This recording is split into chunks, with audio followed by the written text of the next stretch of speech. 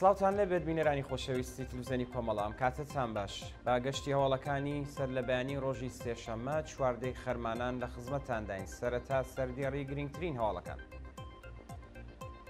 کۆبوونەوەی خانەنشینکراوانی مخابرات لە کرماشان و چەند شاری ئێران، شەپۆلی دروشنووسین لە شارەکانی کوردستان و ئێران دژ بە کۆماری ئیسلامی، گواستنەوەی هێزی سەرکوت بۆ شاری سەقز، ئەشکەنجە و ئازاری عەبدوڵڵا گوڵستانی لەلایەن ڕژیم، لەسەر کاردەرکردنی دکتۆر بێهروز چەمەنئارا لە زانکۆی کوردستان و درێژکردنەوەی ماوەی بەندکرانی 5 چالاکی ژینگە پارێز لە مەریوان.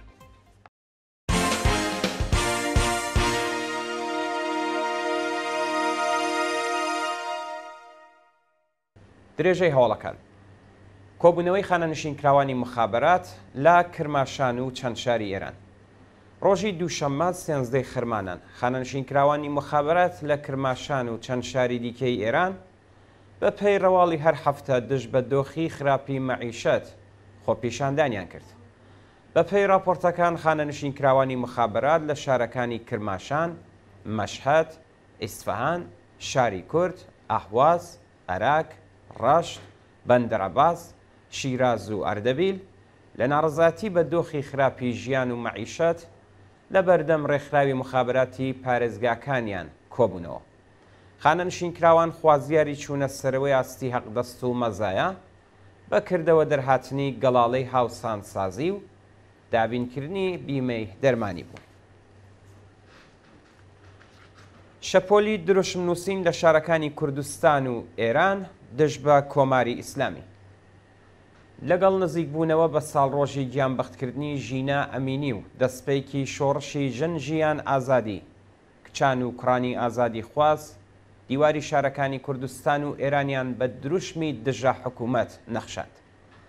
بە پێی ئەو وێنە و ڤیدیوانەی بەدەستمان گەیشتووە کچان و کوڕانی ئازادی خواز و بەرابەری تەڵەب لە شارەکانی کوردستان و ئێران دیوارەکان بە دروشمی مەرگ بۆ خامنەئی و ژن ژیان ئازادی دەنەخشێن و لە هێندێک شاریش وەکو مەریوان و سەخس بە بڵاوکردنی تراکت داوا لە هاونیشتمانیان دەکەن بۆ ساڵڕۆژی گیانبەختکردنی ژینە ئەمینی و دەستپێکی شۆڕشی ژن ژیان ئازادی بەشداری لە ناڕەزایەتیەکانی 25 خەرمانە بکەن. گواستنەوەی هێزی سەرکوت بۆ شاری سەقز بە پێی هەواڵی گەشتوو ڕۆژی دووشەممە 13 خەرمانان هێلیکۆپتەرەکانی سپای پاسداران بەسەر شاری سەقزدا سوڕاونەتەوە و ڕژیمی سەرکوتگەر چەندین ئۆتۆمۆبیلی سەربازی بۆ بنکەکانی سپا و فەراجا گواستوەتەوە. لا سەروبەندی ساڵگەردی شۆڕشی ژینە ڕژیمی سەرکوتگەری کۆماری ئیسلامی ترسی لێنیشتووە و وێڕای بانک هێشت و دەست بە سەرکردنی چالاکانی کرێکاری سنفی و مەدەنی وشاری بۆ بنەماڵەی دادخوازان هێناوە. هەروەها بە دوای بانگەوازی بازاڕیان و خەڵکی مەدەنی بۆ کۆبوونەوە لەسەر مەزاری ژینە ئەمینی لە گۆڕستانیایکی سەقز. دوو ڕۆژە هێلیکۆپتەرەکانی سپا بەردەوام بەسەر شارەکەدا دەسوڕێنەوە و ڕۆژی دووشەممە سەردار ڕادان سەردانی سەقزی کرد و لە شارەکانی دیکەوە هێزی سەرکوت ڕەوانەی ئەو شارەکرا. گیان لە دەستانی گوماناوی تێکۆشەرێکی چەپ لە شاری بانە بە پێی هەواڵی گەشتوو ڕۆژی هەینی 10 خەرمانان زیندانیەکی سیاسی پێشوو تێکۆشەرێکی چەپ و وەرگێڕێکی کتێبی خەڵکی بانە بە ناوی ئارمان سەنگی بە شێوەی گوماناوی لە شاری شیراز گیانی لەدەستا. ئارمان سەنگی تەمەن 25 ساڵ پێشتر بۆ ماوەی 22 مانگ زیندانی بەسەردا سەپێنرا بوو و ڕۆژی هەینی 10 خەرمانان 4 مانگ دوای ئازادبوونی لە زیندان بە شێوەی گوماناوی لە شاری شیراز گیانی لەدەستا. ناوبراو لە ماوەی بەندکرانیدا بە سەختی ئەشکەنجەدرا بە جۆرێک کە پاش ئازادی بەردەوام حەبی ئەعسابی دەخوارد.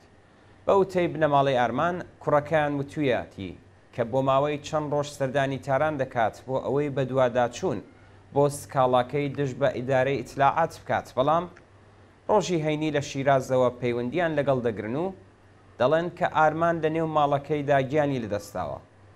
ڕۆژی یەکشەممە 12 خەرمانان مەراسمی پرسە و سەرخۆشی ئەو بەندکراوە سیاسیە لە گۆڕستانی سلێمانبەگی بانە و بە بەشداری بەرینی خەڵک بەڕێوە چوو. جێگەی ئاماژەیە کە باوکی ئارمان واتە ئەنوەر سەنگی لە زیندانیانی دەی 60 بوو کە 2 ساڵ لە زیندانەکانی کۆماری ئیسلامی بە سەختترین شێوە ئەشکەنجە و ئازاردرا.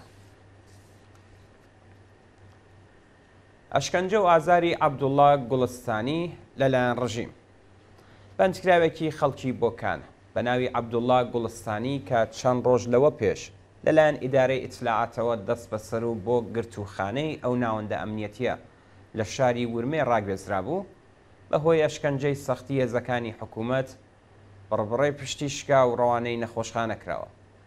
بە پێی زانیاریەکان عەبدوڵڵا گوڵستانی بەیانی شەممە 11 خرمانان دوای بانکێشکردنی لەلایەن ئیدارەی ئیتلاعاتی بۆکانەوە دەست بەسەر و بۆ گرتوخانەی ئیتلاعاتی ورمێ گوازراوەتەوە.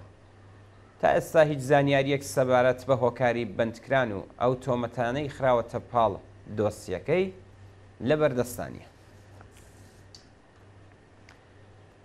لەسەر کار دەرکردنی دکتۆر بێهروز چەمەنئارا لە زانکۆی کوردستان.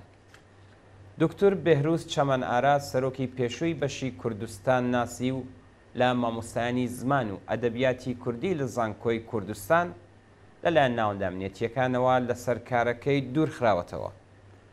دکتۆر بێهروز چەمەنئارا خەڵکی ئیلامەوە نامەی لەسەر کاردەرکرانی لەلایەن ئیدارەی ئیتلاعاتی پارێزگای کوردستانەوە پێگەیشتووە. ناوبراو ڕۆژی شەممە 5 سەرماوەزی 1401 بە بیانووی دەربڕینی ناڕەزایەتی لە ئاست سەرکوتی خوێندکارانی زانکۆی کوردستان لەلایەن هێزەکانی حکوومەتەوە دەست بەسەرکرا. درێژەی سەرکوتی خوێندکاران لە کوردستان و ئێران. لە ڕۆژانی ڕابردوودا 3 خوێندکار لە زانکۆکانی ورمێ، کرمان و ڕەشت بە ناوەکانی نەرگس فداکار، عەلی حسەینی و ئەهورا هیممەت هەفزا بۆ ماوەی 2 بۆ 4 ترم لە پرۆسەی خوێندن دوورخراونەتەوە. بە پێی راپۆرتەکان نەرگس فداکار خوێندکاری بواری ئابووری زانکۆی ورمێ بە بیانووی بەشداری لە ناڕەزایەتیەکانی ساڵی ڕابردوو بۆ ماوەی 4 ترم لە خوێندن دوورخراوەتەوە. هەروەها عەلی حسەینی خوێندکاری بواری کارناسی بەڕێوەبەرایەتی بازرگانی لە زانکۆی گیلان بە تۆمەتی تێکدانی بیر و ڕای گشتی بۆ ماوەی 2 ترم تعلیق کراوە. بە لە بەرچاوگرتنی 1 ترم تعلیق و زیندانی بوون لە بەندیخانەی لاکانی ڕاشت حراست داوای دەرکردن لە زانکۆی بۆ ئەو خوێندکارە کردووە. لەلایەکی دیکەوە ئاهورا هیممەت هەفزا خوێندکاری کارناسی کۆمپیۆتێری زانکۆی باهونەری کرمان بە تۆمەتی بەشداری لە ناڕەزایەتیەکان بۆ ماوەی 4 ترم لە خوێندن دوورخراوەتەوە. درێژکردنەوەی ماوەی بەندکرانی 5 چالاکی ژینگە پارێز لە شاری مەریوان. زیاتر لە مانگێک بەسەر دەست بەسەرکرانی 5 چالاکی ژینگە پارێزی خەڵکی شاری مەریوان بە ناوەکانی ئازاد ڕۆحی، لایق ئەحمەدی، سەرکەوت عیبادی، دلێر محەممەدی و ئالان ئەردەشیری تێپەڕ دەبێت و ئێستا ئیدارەی ئیتلاعاتی شاری سنە ماوەی بەندکرانیانی بۆ مانگێکی دیکە درێژ کردوتەوە. بە پێی زانیاریەکان ئازاد ڕۆحی و لایق ئەحمەدی لە گرتوخانەی ئیتلاعاتی سنە بەهۆی نەخۆشی سیەکان کە بەهۆی کوژانەوەی بەردەوامی ئاگری دارستانەکانی مەریوان لە ساڵانی ڕابردوودا تووشی بوون لە دۆخێکی دژواردان و ئەمەش نیگەرانی بنەماڵەکانیانی لێکەوتێتەوە. ئازاد ڕۆحی و لایق ئەحمەدی و سەرکەوت عیبادی ئێوارەی ڕۆژی پێنجشەممە 12 گەلاوێژی ئەم ساڵ و دلێر محەممەدی خاوەن بڕوانامەی ئەندازیاری کارەبا و دانیشتووی گوندی باڵکی سەر بە شاری مەریوان و هەروەها ئالان ئەردەشێری تەمەن 32 ساڵ ڕۆژی 11 گەلاوێژ لەلایەن هێزەکانی ئیدارەی ئیتلاعاتەوە دەست بەسەرکراون. شانی باسا کە دایکی ئالان ئەردەشێری لە کاتی دەست بەسەرکردنی کوڕەکەیدا تووشی جەڵتەی دڵ بووە و باری تەندروستی ناجێگیرە. کۆبوونەوەی خەڵکی کەرکووک بۆ هاوخەمی لەگەڵ قوربانیانی خۆپیشاندەنە. ڕۆژی دووشەممە 13 خەرمانان لە گەڕەکی شۆریجەی شاری کەرکووک کۆبوونەوەیەک بۆ دەربڕینی هاوسۆزی بۆ کەسوکاری کوژرا و بریندارەکانی خۆپیشاندانی دوو ڕۆژی ڕابردووی ئەو شارە بەڕێوەچوو هاوڵاتیان داوایان کرد تاوانباران سزا بدرن.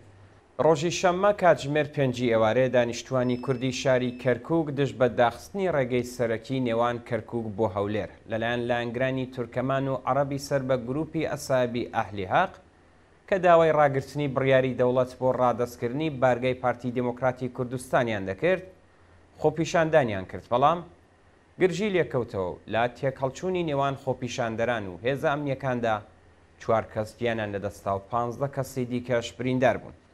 شانی باسە کە بەشداربووانی کۆبوونەوەکە خوازیاری ئازادی بەندکراوان و کۆتایی هێنان بە دۆخی ناسایی لە گەڕەکە کوردنشینەکان بوو. گیان لە دەستانی 6 کرێکار لە مەعدەنی تەرزەی دامغان. ڕۆژی یەکشەممە 12 خەرمانان بەهۆی ڕوودانی تەقینەوە لە مەعدەنی بەردی خەڵوزی تەرزە لە شاری دامغان 6 کرێکار گیانیان لەدەستا. بە پێی راپۆرتەکان تەقینەوەکە بەهۆی تەقینەوەی گازی متان لە قوڵایی 400 میتری ڕوویداوە و 6 کرێکار بناوەکانی بێهروز ئەفروز، قوربان عەلی کەماڵ، حسین غەزائیان، حەمید ئیزەدی، ئەبولفەزل غەنایی و محەممەد سفەت گیانیان لەدەستاوە. دوا هەواڵ داخۆزەی فەراجال لە قوتابخانەکان بۆ وەرگرتنی هێزی سەرکوت. بە پێی زانیاریەکان فەرماندەی هێزە سەرکوتگەرەکانی کۆماری ئیسلامی لە نامەیەکدا داوای لە بەڕێوەبەرانی قوتابخانەکە کردووە مێرمنداڵان بۆ یارمەتیدانیان بۆ سەرکوتی خەڵک بنێرن. بە وتەی هاوڵاتیان حکوومەتی سەرکوتگەری ئیسلامی تووشی داڕمانی هێز بووە و بۆ قەرەبووکردنەوەی هێزی سەرکوت پەنای بۆ قوتابخانەکان هێناوە و دەیەوێت مێرمنداڵان لەو ناوەندە نزامیە وەکو هێزی سەرکوت دابمەزرێنێت. شانی باسە کە ساڵی ڕابردووش لە ڕەوتی شۆڕشی ژینا ڕژیم لە منداڵانی بەسیجی وەکو هێزی سەرکوت کەڵکی لێوەرگرتووە. بەڵێ بینەرانی ئازیز و خۆشەویست گەشتیاوەڵەکانی سەر لە بەیانیتان پێشکەشکرا لەگەڵمان بن بۆ بینینی درێژەی بەرنامەکانی تەلەڤیزیۆنی کۆمەڵە.